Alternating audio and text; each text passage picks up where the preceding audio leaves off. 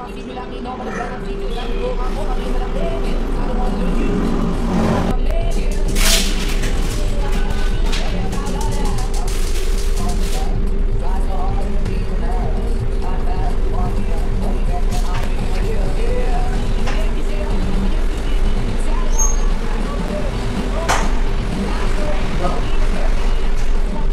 hari ni aku nak buat tinted kereta kat Proton S50 aku yang baru ni, model flagship. So aku akan buat semua cermin yang ada dan juga dekat atas tu panoramik. So aku ambil colour warna hijau. So ni harga-harga tinted dekat Mohawk Tinted Ampang.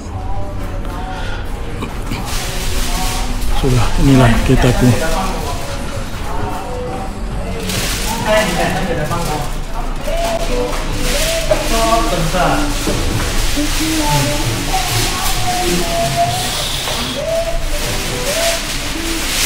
Ini tinted-tinted dia yang ada. Aku ambil yang ni,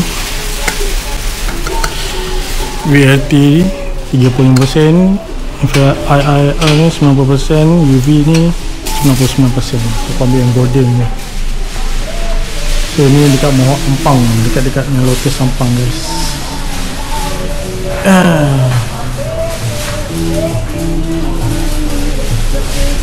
So, kita tengok proses dia tinted kan kereta ni guys. So dia nak tunjuk guna apa nama alat ni, tak tahu.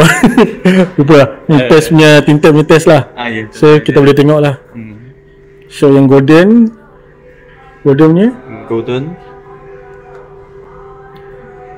So ni yang golden aku ambil. Ya. Ini itu gelap lah. Ni untuk yang 5 cermin lah. So yang RM190 punya.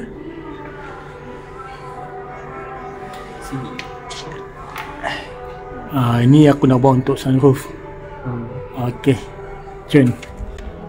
Proses untuk ukur filem tinted. Lepas tu nanti dia akan pasang. Weh, support ke guys supaya aku boleh bayar duit monthly kereta ni guys. Aduh, buat hal betul lah sampai 2 kereta S50 aku nak pakai.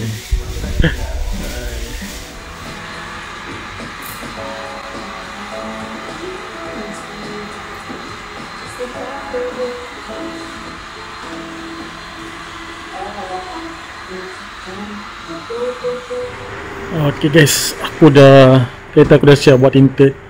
So belakang ni aku buat gelap 90% juga. Depan ni lapak 65. Cermin besar aku buat 50. So ni keadaan dia. So ni aku datang dekat Mohawk Ampang. So kalau korang nak pasang tinted boleh pergi kat Mohawk Ampang.